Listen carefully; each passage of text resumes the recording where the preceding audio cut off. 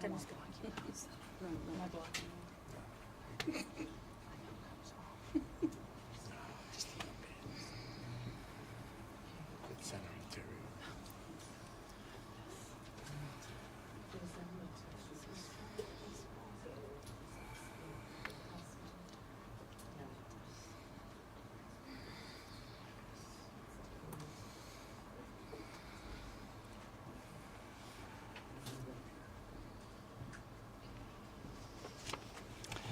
Good afternoon. This will be a brief update on the case of Jocelyn Nungaray and the arrest and charging of Johan Jose Martinez Rangel and Franklin Pena. Today, was it Pena that was? Franklin Pena was arraigned, his bond set at $10 million. The charge is capital murder of a child between 10 and 15 years old. At this time, the current charge does not carry death penalty eligibility. However, it is important for the public and the press to know that the investigation is ongoing, that forensics and lab work are required in this case, and unlike on television, they can't do it in an hour. So we'll look forward to the results of the tests that are being run on the evidence in the case. And should those tests produce evidence that would support a charge of sexual assault, or should other evidence be brought forward that supports a charge of kidnapping, both underlying offenses would make this capital murder and these individuals death penalty eligible. Make no mistake, this is a horrific crime. And when we take charges, we do it based on the evidence we have at the moment. We look forward to working with our lab, continuing to work with our investigators, and it's obvious that Jocelyn had a loving family. The support that they've shown will continue because their daughter, like all of our children, was one of our most vulnerable citizens. And we have to protect our most valuable resources, our kids. So our hearts go out to the Nungaray family. I want to bring up at this time Alexis Nungaray, Jocelyn's mother, for a few words to you. If there are questions about the case that we can answer, then our lead prosecutor, Megan Long, will be available to answer it. She is assisted by Elizabeth Lieberman, who is here, but in the back. These are the prosecutors who will be handling the case. They'll be back tomorrow for the arraignment of the second defendant, Johan Jose Martinez Rangel. Alexis? First and last name spelling? Yes, first name is Megan, M-E-G-A-N. Last name is Long, L-O-N-G. And Elizabeth Lieberman. And she'll have to tell you where the I's and the E's go after this. All right. Alexis?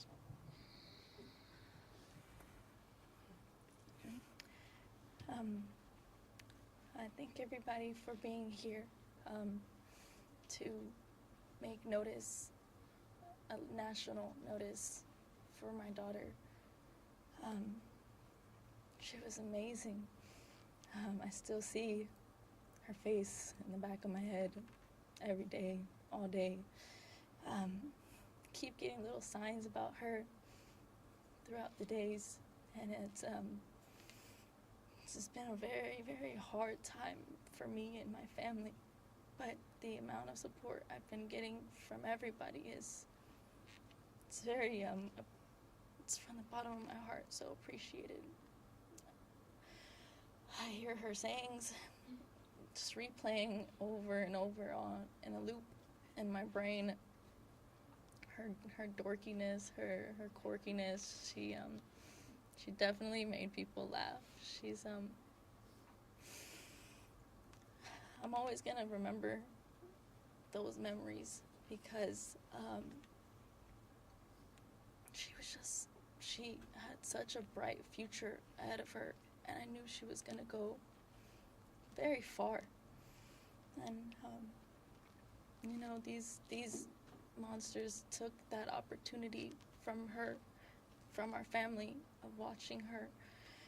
And I just want people to remember, I know this is a very high profile case, but she was still my firstborn. I was a teen mom. I fought for her at 15. So 27 now, I'm still fighting for her.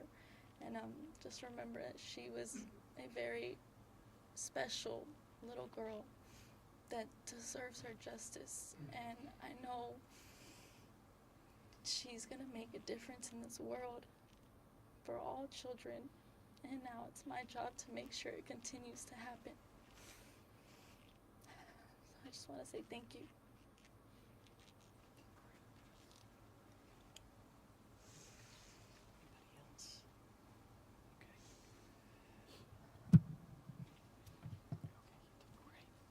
A question for you. The judge set a bond at $10 million. This was higher than what the district attorney's office asked for. Were you surprised by this, and what's your reaction to the judge's decision? Well, my reaction is that I support bonds that are sufficient to hold high-risk defendants in custody while they're charged with violent crimes and awaiting trial. We need faster trials, and that's part of why we created a homicide division and asked the legislature to prioritize murders and capital murders, which they did. So we're supportive of the bond that was set. We'll ask for the same bond for the co-defendant tomorrow. And as soon as our lab results are back, and if they support a death penalty eligible type of capital murder, then we'll come back and ask for no bond. Can you talk about the death penalty from 10 to 15 years old and how that impacts the district attorney's office when trying these cases, how it isn't eligible for a death penalty for some reason, this age restriction from 10 to 15 years old? Our laws treat the age of victims differently, and they've changed where they draw the line. Used to be children under 6 if they were murdered. That created an underlying offense that would support death penalty in capital murder.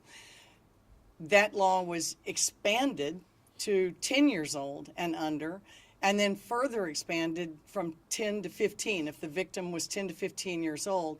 Yet death penalty was taken off the table by the legislature, and instead they suggested that life without parole would be the appropriate charge. But age is not the only consideration in this case or any case. The underlying actions of the criminals. This victim was found, bound and without clothing from the waist down in the water, and we just think that there's a good possibility. We hope that there's evidence that remains to be tested. Is there any indication if the suspects knew Jocelyn, or they lived in the same area, maybe crossed paths at any time? No. Do you know why, if that 10 to 15 age range, why, that particular age is warranted? No, you would have to ask the legislators who passed that bill. I think they were expanding law and order, and they wanted the most vulnerable victims to be better protected, but for some reason took death penalty off the table. I don't know why. Ms. Nungaray mentioned this is a high-profile case. Can you talk about what direction or advice you give to prosecutors as you're handling something this high-profile, or what your expectations are for them when there's this much attention? So let me take just a minute to brag on the prosecutors that we've carved out to serve in the Homicide Division of the Harris County DA's office. It's a relatively new position. We've had it for the last 3 years. The idea was to reduce the trauma for victims by putting our most qualified prosecutors on capital murders and hopefully not having to reassign them as often, so that these family members didn't have to go through the trauma of working with new prosecutor after new prosecutor, as can happen here. So, it's a reflection of our intent to better serve crime victims. And the lawyers that are on it are a reflection of our desire to have the best of the best, trying the worst of the worst. If it's determined that a sexual assault happened, it would become death penalty eligible. Does that mean It doesn't mean that. We make determinations about whether or not we're going to seek death very carefully. We have a committee. It is not a thumbs up or thumbs down decision by the elected DA like it used to be. I changed that. And the committee looks at the evidence, including evidence presented by the defense, especially if it has to do with mental illness or intellectual disability of any kind. We have to take that into consideration. And so it's a lengthy process to decide what is and is not an appropriate case to seek death on. We've been very circumspect with it in this office, but we have sought it. And we always take the wishes of the family and the feelings that they have about punishment into consideration. They have to rely on us for the ultimate decision. I have to rely on the prosecutors for the ultimate decisions, and that's why it's so important to have dedicated people in these positions, and I can assure you that Megan and Elizabeth are dedicated. Can you speak about the mechanics of having someone on an ice hole while a state case is being prosecuted? You know, I can't speak to the ankle monitor that this fellow that Franklin Pena was wearing. Is that right? I can't speak to ICE putting ankle monitors on folks and releasing them. Our immigration system is broken, and if there was ever a case that reflected that, it's this one. So you're not able to confirm if one of them put off their ankle monitors after she died? I can't confirm it. Not my understanding. Well, we weren't able to have audio in the courtroom, so you were successful in proving that he was a flight risk to the community. Can you talk a little bit about that, the fact that he did have an ankle monitor on during the time and why he is a flight risk to the community? I think it was also mentioned they were talking about getting money to basically be able to flee. Just talk a little bit about how you were able to have success in him being this flight risk. Correct. So one of the big factors for us is connections to Harris County. Have they been here for a long time? Do they have family? Do they have a job here? What sort of ties would keep them here and ensure that they would show up one day for trial? Franklin Pena, our understanding, got here in mid-May, so he doesn't have those connections to the community. And so for us, that makes him a flight risk. Additionally, he was talking to his boss, he works in construction, and asking for money because of what they did to get out of town. So that was an important factor for us to highlight to the judge to show that should he get out, we can't ensure that he would come back and face his day in court for what he did to Jocelyn. That was a local construction company? Yes. Did he tell his boss what he allegedly did? There's an understanding that something went wrong, someone got hurt, and someone was killed. But as far as any more details on exactly what he said, no. Did the boss notify police? Yes, the boss came forward and spoke to the police. Is that how they ultimately found out where they were? That is one of the ways that the police were able to determine where they were and who the suspects were. We just did a story last week at Judge Josh Hill's courtroom about a murder case taking 4.5 years. His courtroom in particular has an enormous backlog. How are you going to ensure that this family can have a fast process and their loved one, they could get justice and not take years to go through this court system, specifically his courtroom? We do see a backlog. For us, it's really important to, as soon as the case comes in, to start working, to get essentially our boots on the ground. I come from a fantastic division where myself and all of the homicide divisions, investigators from our office, were out there ourselves interviewing possible witnesses, trying to find everything we can. So a big part of it for us is getting our process started quickly, getting the evidence in our hands, and then evaluating the case. Additionally, is just getting the testing done in a timely manner really helps us move cases along and get justice for Jocelyn sooner. Let me answer that question too. It's very important that the public know that judges control the schedules. Judges tell trial lawyers what day we're going to trial. Judges decide if continuances will be granted. Judges decide if we've completed all of our discovery obligations.